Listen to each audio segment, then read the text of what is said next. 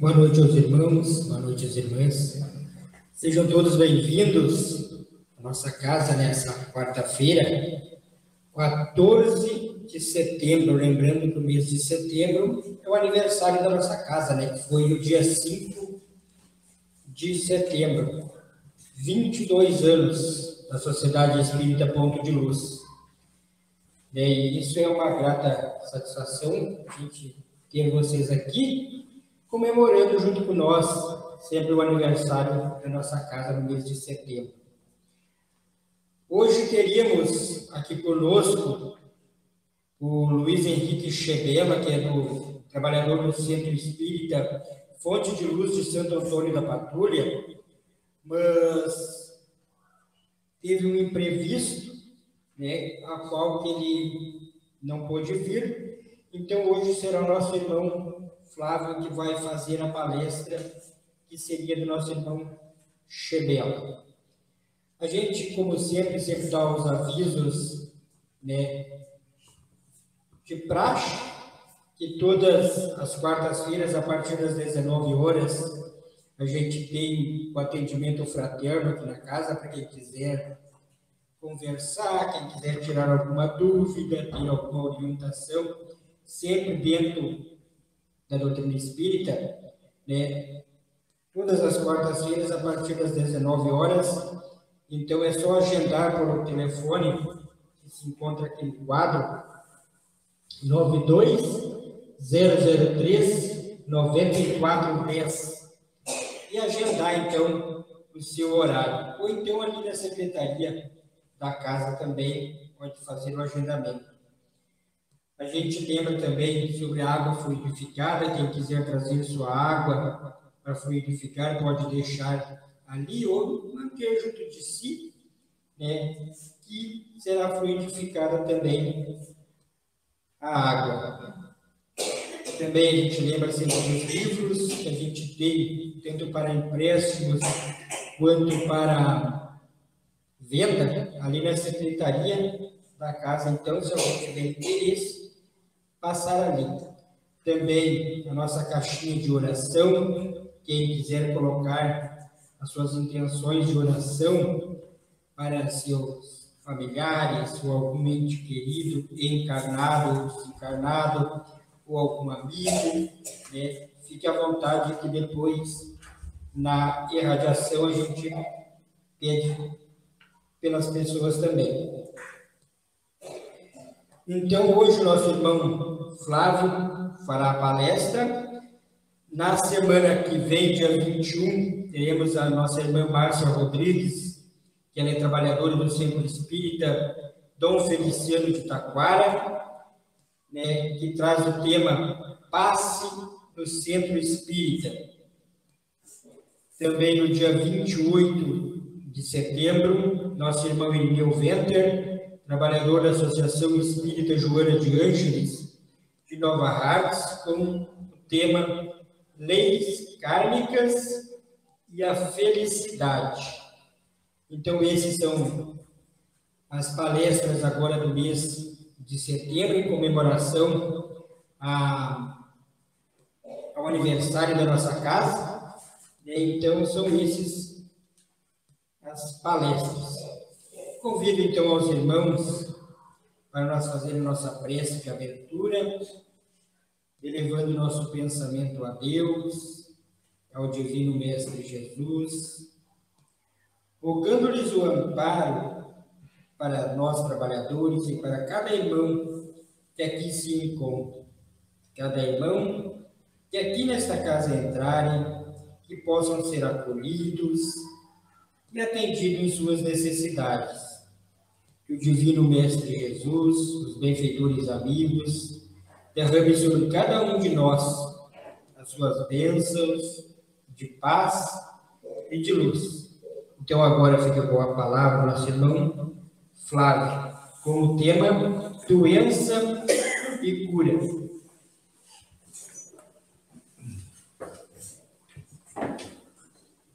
Obrigado, querido irmão. Boa noite, irmãs, boa noite, irmãos. Que a paz do Divino Mestre Jesus envolva todos nós nesse momento. como o nosso irmão Jair disse, hoje estaria aqui nosso irmão Luiz Henrique Chepello. Mas, como ele não pôde vir, a casa nos convocou.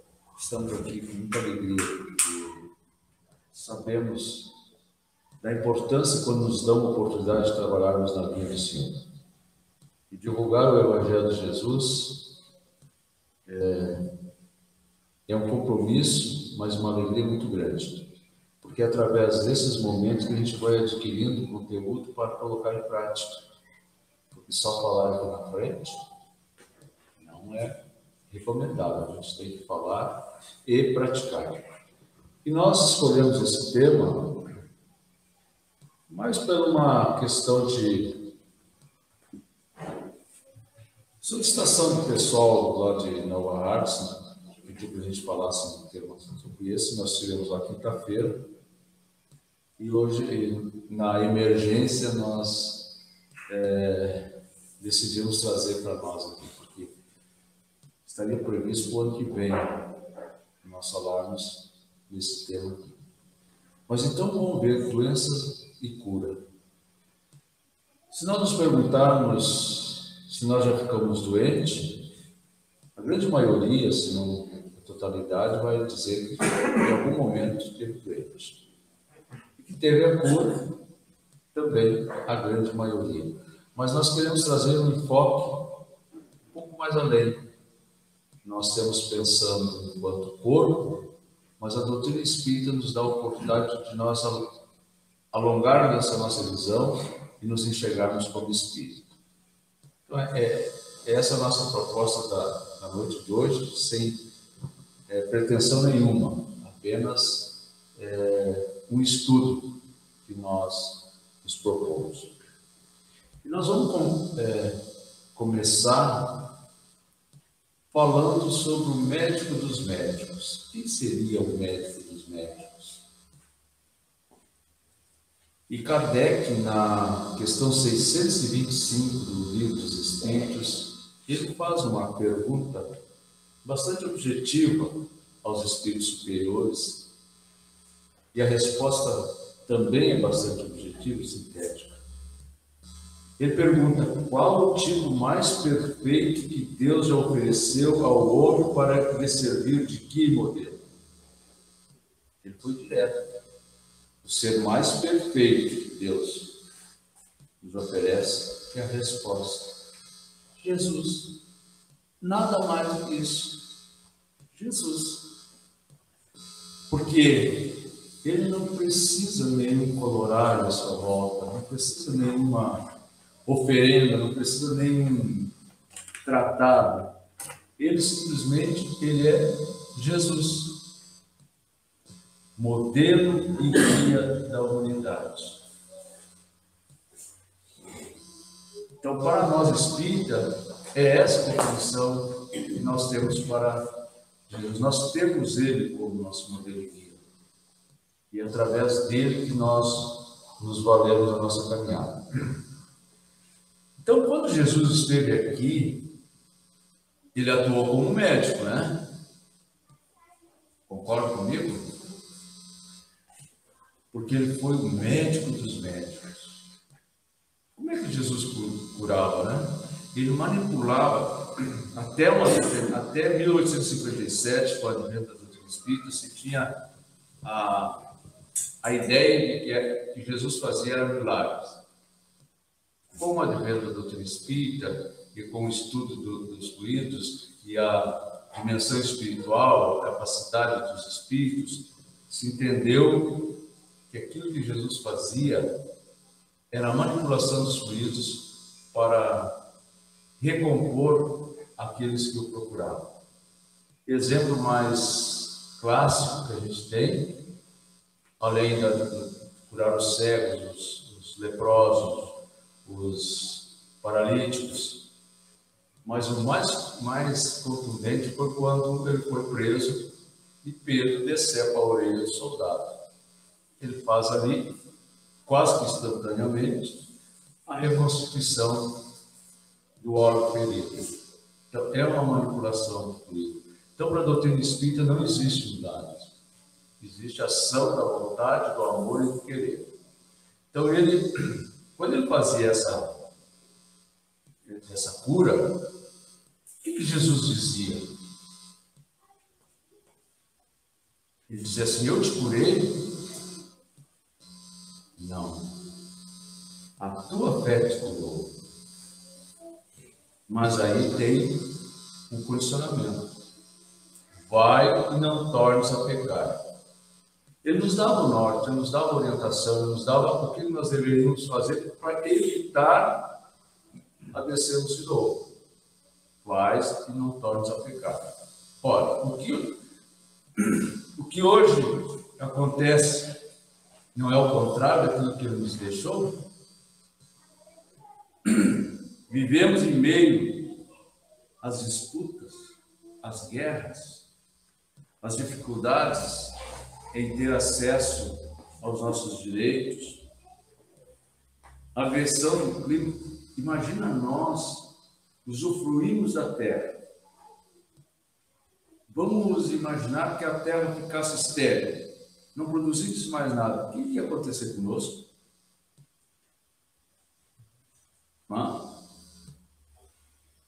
Íamos desaparecer também. E olha o quanto nós agredimos essa mãe da natureza, criando dificuldades a todo momento para que ela possa produzir para nos alimentar. Por quê? Pela ganância, pela ignorância. Então nós temos vivendo em várias situações em proporções muito diferentes do que aquilo que ele pediu, porque nós continuamos a pecar. Ele disse lá, quando esteve conosco: atira a primeira pedra quem estiver isento do pecado. Aqui entre nós estamos aqui 15, 16, 20 pessoas. Quem é de nós aqui que pode atirar uma pedra por não ter pecado? Então, vem-se uma sequência, uma continuidade de fatos que ainda estamos distantes daquilo que ele nos disse. Porque nós nos deixamos direcionar as nossas metas, que era evolução e crescimento, no âmbito moral. E às vezes a gente se impacta, né, com as coisas que acontecem. Antes de ontem, no noticiário, um homem mata a ex-esposa e um filho dentro de um carro por divergência de sentimento, não sabe o quê. Isso é o que é divulgado. Mas quantos de nós não matamos de fome aqueles que passam por necessidade, pela nossa ganância, pela nossa ignorância, querendo mais e mais e mais? Então, esse nosso âmbito moral ficou esquecido, está esquecido. E o pior ainda, nos preocupamos com coisas materiais que não nos levam a nada. Eu, quinta-feira, quando eu fui para Nova Hartz, acompanhei um enterro na RS 209. Eu vi vários carros, mas não vi nenhum baú que pudesse estar levando alguns bens materiais daquele que estava sendo conduzido ao cemitério. Acredito que o caixão dele também não teria gaveta. Também das vezes que a gente vai em enterro não vê isso, né? Mas nós achamos que vamos levar isso junto. Gente, nós matamos por isso. E isso é contrário àquilo que ele disse: vais, não tornes mais a pecar. Porque isso aí vem. Todo esse nosso comportamento que a gente está tendo é tudo motivado pela exaltação do nosso orgulho. Vamos lá no dicionário que busca a tradução de orgulho. Agora, quando chegam os momentos difíceis que nós vivemos agora nessa pandemia, exemplos, nosso e daqueles que convivem conosco. Nós elevamos o nosso pensamento e rezamos, né? Uma força, uma intensidade, com um desespero, com um querer. Mas quando a situação volta ao normal, como está acontecendo agora, pode ver aí. Vão nas igrejas, nos templos, ver como é que estão. Até então, quando no auge da pandemia, as organizações religiosas mais atuantes tinham um trabalho quase que extremamente desgastante para eles pela procura que tinha. Hoje não, já começamos a relaxar. Porque esse momento veio para nos dizer alguma coisa. Nós, de sã consciência, vamos entender que isso não veio por acaso. Ou a pandemia veio por acaso. Não é? Porque, então, para isso, para nós evitar as nossas doenças, nós precisamos fazer uma reforma íntima. O que é uma reforma? É mudar aquilo que está ruim, né? Nós vamos fazer uma reforma aqui na nossa casa. A primeira coisa que nós vamos fazer é avaliar o que precisa ser trocado. Assim é a reforma íntima. Nós temos que mudar o nosso interior, porque assim nós vamos mudar a aura da nossa terra. E certamente epidemias como essa serão evitadas. Não serão mais necessárias. Porque nós somos seres que estamos caminhando para a evolução. E quando a gente fala em evolução, a gente pode dizer assim que um dia nós seremos espíritos de luz. Todos nós, indistintamente, um dia seremos Cristo. Seremos que nem Jesus. Olha, mas olha a pretensão do Flávio. Não, para nós está longe, muito longe. Mas quem a caminho da luz, uma obra de Emmanuel, vai nos dizer que todos nós somos factíveis de um dia sermos espíritos de luz. Inclusive, esse nosso irmão que tirou a vida da ex-esposa e do filho, um dia será espírito de luz. Esse mesmo nosso irmão que está lá hoje, comandando a guerra lá na Rússia e na Ucrânia, será um dia um espírito de luz. Porque Deus não quer eliminar o pecador. Ele dá a oportunidade para ele se redimir, mas precisa para isso as doenças. Porque uns conseguirão atingir essa evolução bem antes, agora outros vão, e nós estamos patinando.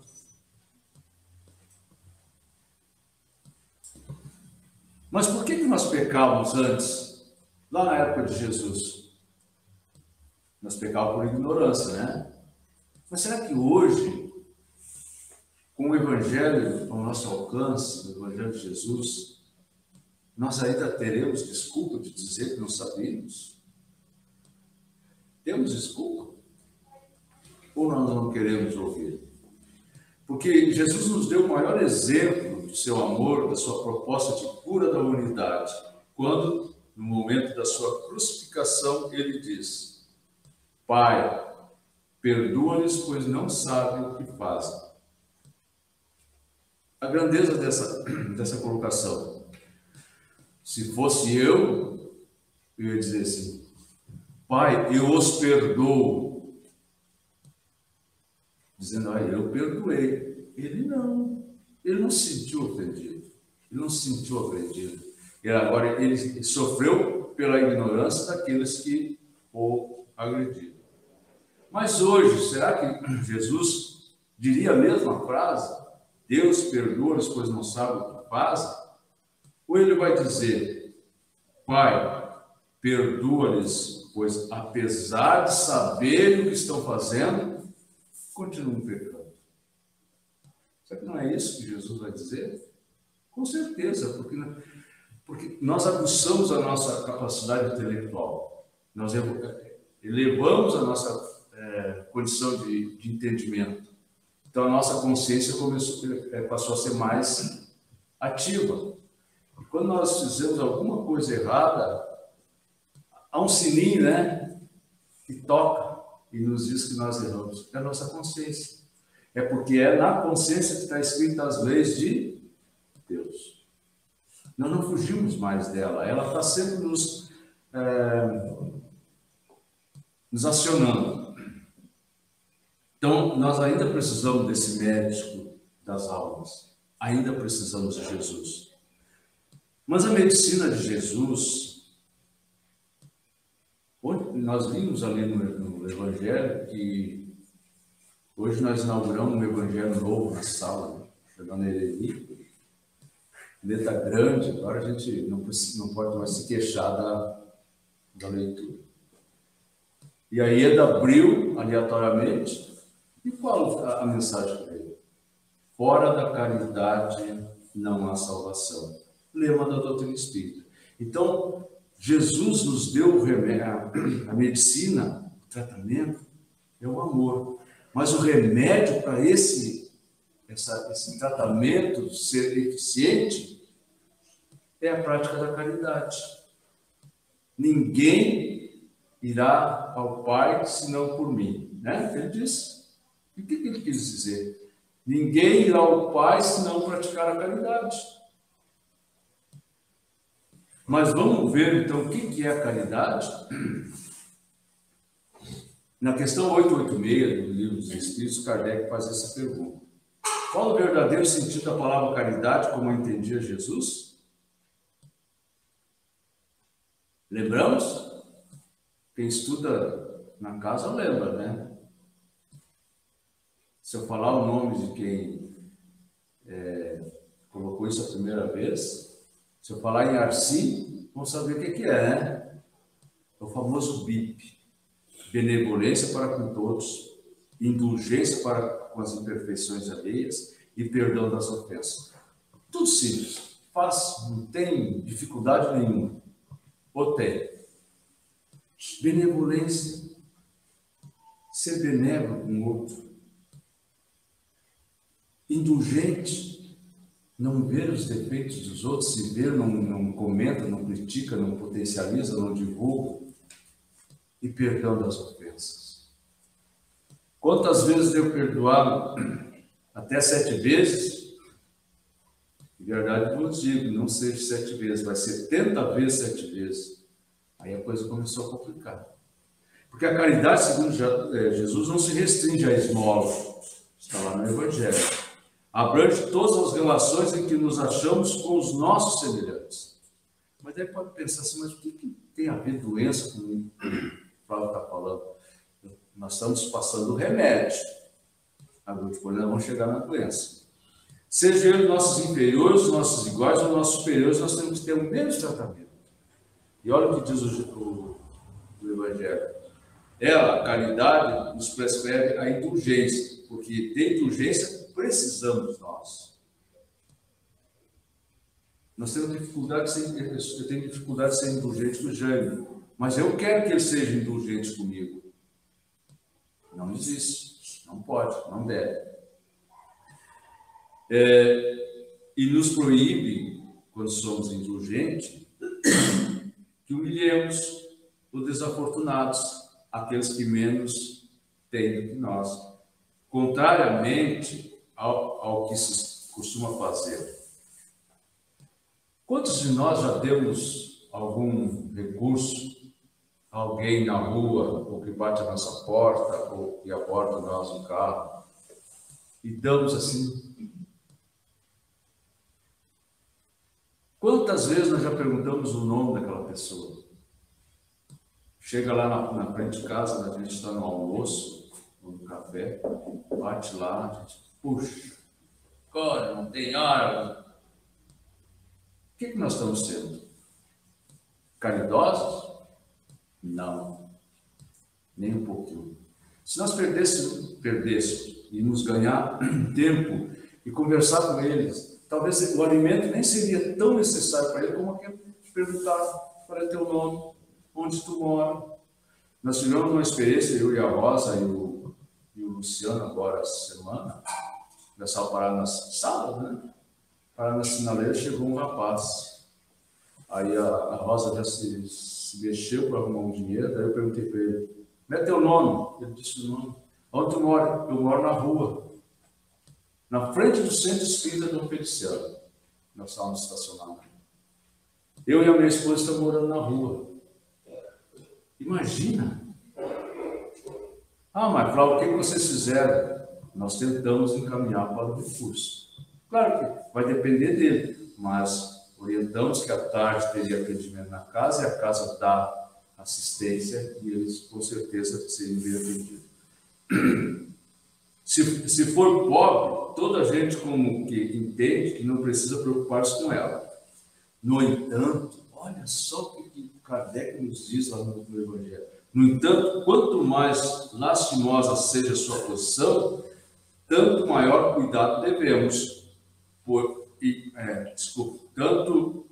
tanto maior cuidado devemos pôr em lhe não aumentarmos o infortúnio pela humilhação. Isso é muito sério, gente, porque dar por dar é humilhar. Agora, quando a gente dá com carinho, com atenção, com acolhimento, procurando orientá-lo, a gente está valorizando essa pessoa. A gente está enxergando ele como igual a nós.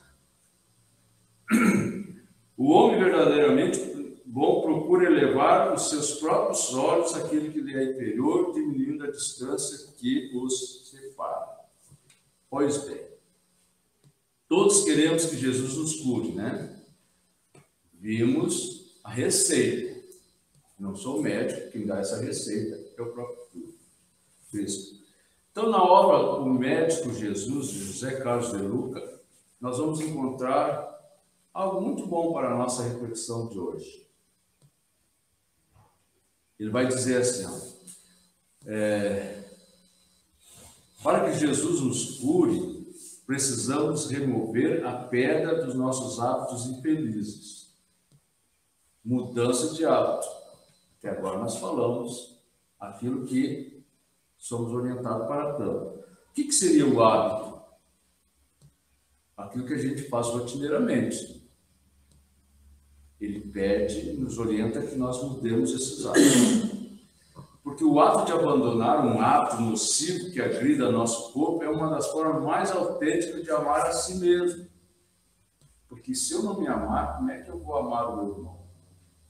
Se eu não me respeitar, como é que eu vou respeitar o meu irmão?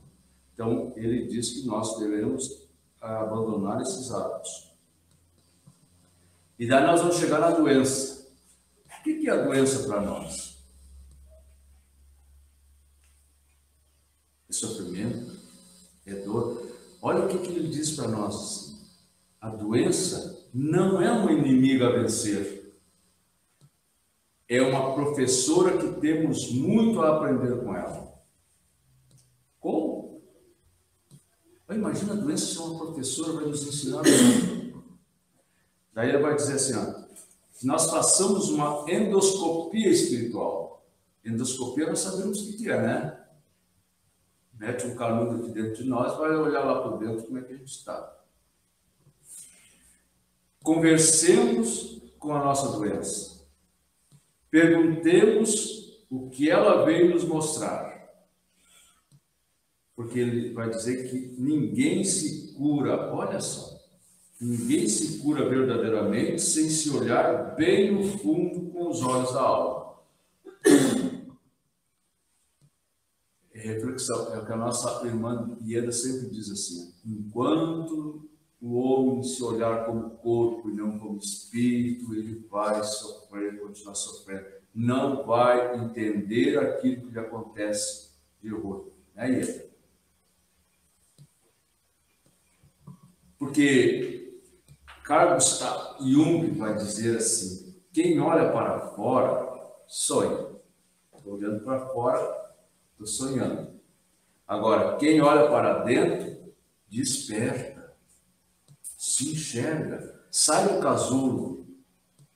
A borboleta só voa quando ela se liberta do casulo. Assim somos nós. Nós vamos vencer a ignorância quando nós olharmos para dentro de nós e buscarmos as respostas que nós ainda buscamos nas coisas da matéria.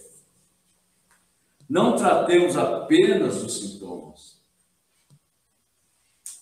Foi nos mostrado a maneira como nós evitamos a doença. Agora nós estamos envolvidos numa enfermidade. Não tratemos apenas dos sintomas, tentando eliminá-los sem que a causa da enfermidade seja vencida. Vamos imaginar uma pessoa que desenvolveu um câncer de pulmão por fumar. Ele vai lá, recebe o diagnóstico e, se o senhor não parar de fumar, o senhor terá tantos dias, meses de vida. O que ele deveria fazer?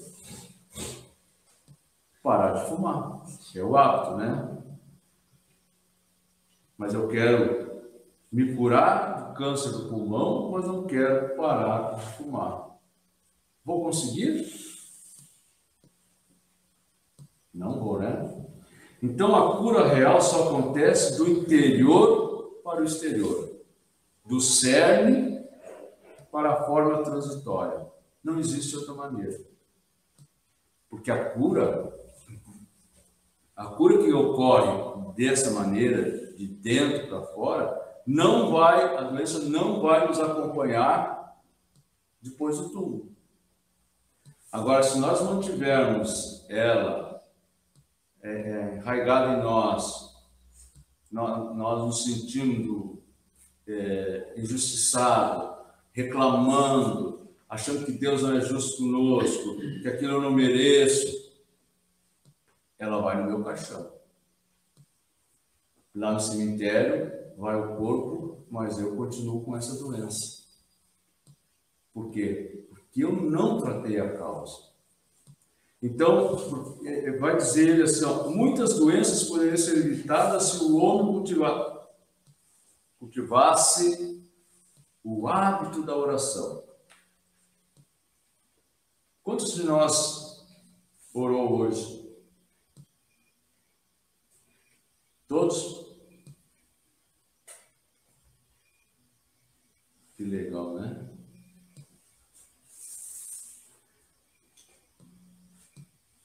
Quando se ora, olha só o que ele diz. O que aconteceu nas nossas orações de hoje? Quando se ora, muda-se a frequência energética para melhor, pois nos sintonizamos com as ondas de equilíbrio cósmico, sem as quais o homem algum poderá gozar de saúde plena. Então, o hábito da oração nos dá essa condição de nos proteger. É o antídoto. A oração é um banho de luz. Da mesma forma que cuidamos da higiene do corpo, sem a qual a saúde não se estabelece, a oração é uma ducha espiritual que nos lava dos detritos acumulados pelos entrechoques das tensões do dia a dia. Nos é recomendado sempre pelos espíritos superiores que nós, ao deitarmos, façamos uma higiene mental. Santo Agostinho vai mais longe na questão 919, pede para que a gente faça um inventário do dia, o que a gente fez, quem a gente ofendeu, quem a gente ajudou, quem a gente deixou. Mas se nós pensássemos só, é comum, é apto, ao deitar, fazer a higiene bucal, as mulheres tirar a maquiagem. Isso é que nós precisamos fazer também enquanto espírito. Porque ele vai dizer ali que a oração elimina, né? É uma ducha espiritual que nos lava dos detritos acumulados. Então, nós estamos no dia a dia, o chefe nos foi cortês conosco, nos chamou a atenção, o filho nos respondeu, a esposa fez isso, a esposa fez aquilo. Nós começamos a acumular detritos, que vai, em determinado momento, nos tirar do sério. Então, a oração tem por esse objetivo para que nós não venhamos a adoecer. Porque a prece é remédio, e remédio que precisamos tomar pelo menos 3 vezes ao dia. Orar 3 vezes ao dia. Mas o orar que nós aprendemos Não é aquele de se ajoelhar, fazer uma prostituição, não. É um pensamento, é ver uma situação de dificuldade, alguém em dificuldade, no trânsito alguém corta a nossa frente, orar por aquele irmão que cortou a nossa frente. Fácil, facinho, facinho, né? Então, pelo menos 3 vezes por dia. Aí nós vamos ver mais uma preciosidade que Jesus nos dá.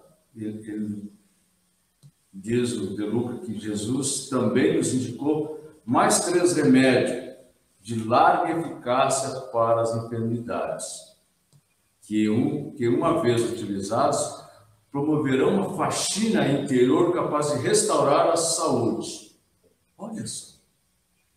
Se eu estou doente, não tem nível de enfermidade aqui. Seja física, psíquica, psicológica, não tem. E são fáceis de tomar esse remédio. Primeiro, o perdão. Nossa. Esse remédio é docinho, né? O segundo é a fé. E o terceiro, o amor, que é a medicina de Jesus. Então, nós vamos ver que o perdão limpa as mágoas e as culpas, as vibrações energéticas negativas. Porque quem mais recebe é quem perdoa, não o perdoado. Porque o perdoado, ele ainda vai ter que reparar aquilo que ele fez. E nós vimos lá na Gênesis que 3 elementos para a nossa plena recuperação: arrependimento, expiação e reparação. Nos arrependemos, reconhecemos o erro. Expiar não é sofrer a consequência, é a nossa consciência começar a nos cobrar. Essa é a expiação. E reparar, sim, reparar é fazer ao contrário do que nós tenhamos feito. Então, o perdão nos leva a essa limpeza. E quando a gente consegue perdoar alguém, a gente se sente feliz. E agora, quando a gente consegue pedir perdão para alguém, eu sempre pergunto, o que é mais difícil, perdoar ou pedir perdão? Resposta vocês têm. A fé é a força para alavancar a cura. Jesus disse, a tua fé te curou. E a doutrina espírita nos proporciona a fé raciocinada. Não dizer que eu devo fazer assim, que acontecerá assim. Não, o porquê.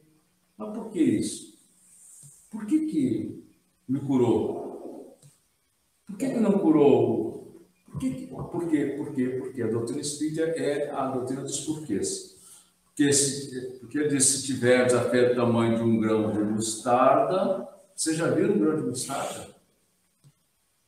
Uma vez eu fiz um trabalho no Feliciano e eu tive a capacidade de comprar os produtos de mostarda lá para plantar e levei para cada um.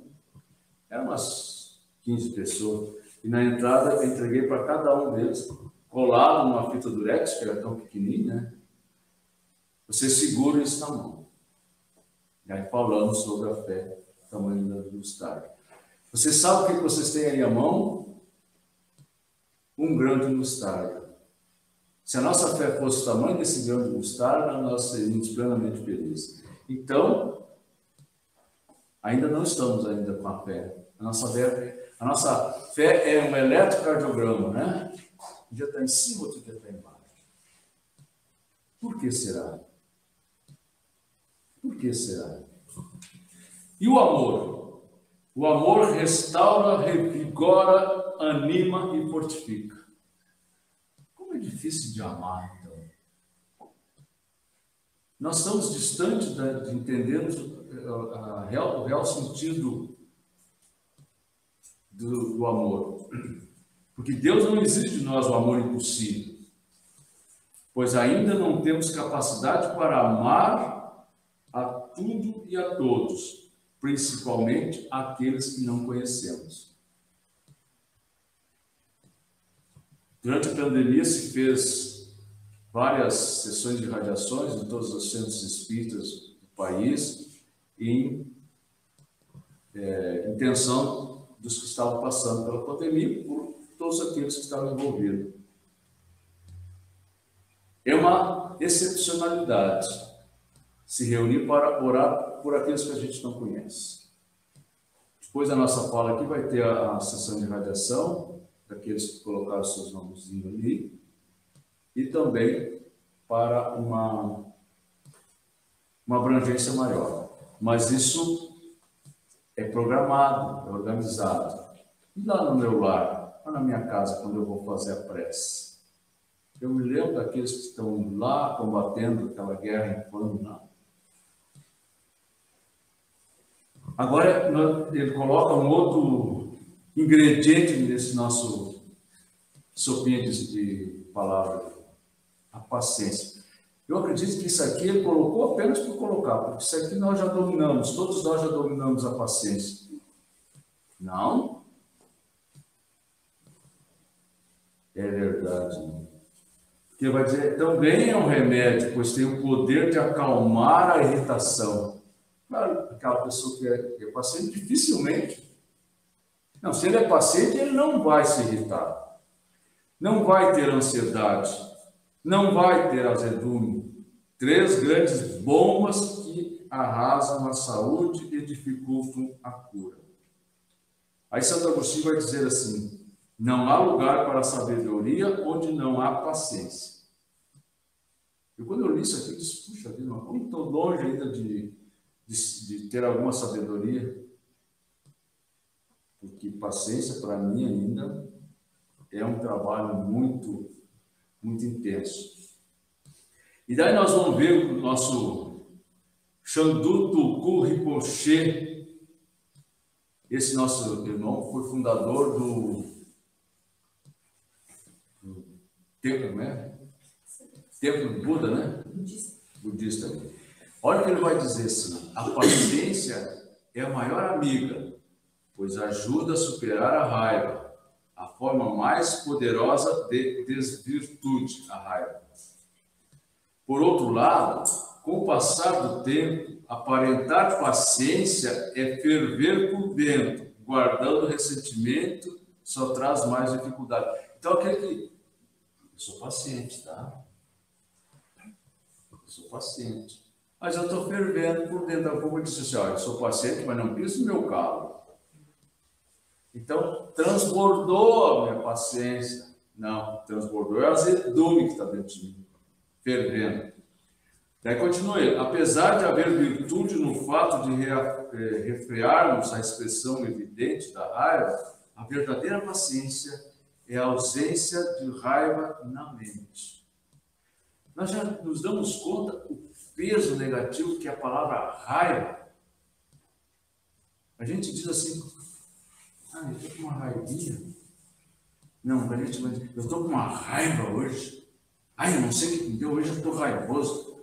É um peso, né? A gente dá um peso, uma tonelada. Por quê?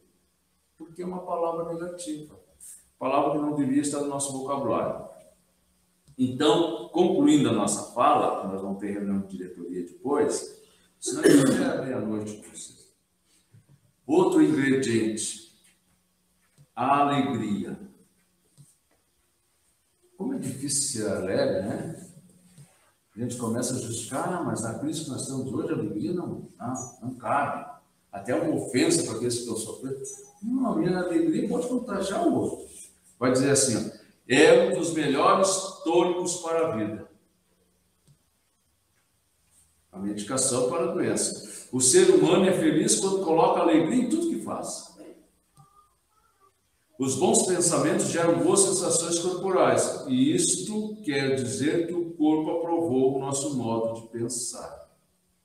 Então, nós precisamos vir para a casa espírita com alegria, com leveza. Como eu, trabalhador da casa espírita, aplicador de passe, vem para cá com tristeza, vem para cá acabrunhado, com a cara fechada. O que eu vou passar para os nossos irmãos? E agora, aquele que vem receber aqui na casa, tem que vir com fé, com esperança, com alegria. Pô, eu vou lá na Casa Espírita, lá vou ouvir uma palestra, vou receber um passe, vou levar minha água frutificada, eu vou ficar bem. Se motivar pela alegria. Então, meus queridos irmãos, não há muita alegria na medicina, mas há muito remédio na alegria. A alegria cura. Ela nos estimula, ela nos eleva, ela nos impulsiona. O riso espanta a doença porque devolve a alegria a cada célula do corpo. A ciência médica já comprovou que o riso é terapêutico. Normalmente eu escuto carpinejar de manhã, a risada daquele homem é contagiante. Ele dá uma risada que parece assim que penetra na gente, né? Eu não sei se ele é feliz, se aquilo ali é um jingle dele, mas contagia.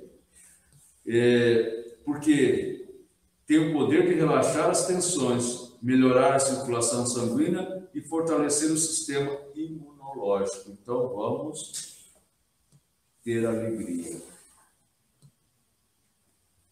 Vamos assinar em 3 vias, que a partir de hoje vamos ser alegres, vamos amar, vamos perdoar, vamos ter fé. Podemos assinar? O senhor, que é o secretário da casa, já providencia isso aí. Obrigado, gente. Uma boa semana a todos. Obrigado, senhor Flávio. A gente agradece pelas palavras, pela reflexão. E agora, então, eu convido os irmãos para a gente fazer a prece de encerramento. E depois, então, quem sentir necessidade do passe, né, pode se posicionar, pode ficar nos seus lugares que a gente vai chamar para o passe. Faremos, então, agora nossa prece de encerramento e também da frutificação das águas. Levando mais uma vez o nosso pensamento a Deus, dando sempre o amparo aos benfeitores amigos da espiritualidade maior, para cada um de nós, para cada irmão, para cada irmã, que aqui se encontra. Pedimos à espiritualidade que fluidifiquem as águas desses irmãos que trouxeram, para que, ao eles ingerirem essas águas, contenha nelas todo o medicamento necessário para a sua saúde física e espiritual. Que todos nós possamos retornar às nossas casas, acompanhados do Divino Mestre Jesus e dos benfeitores amigos. Que assim seja.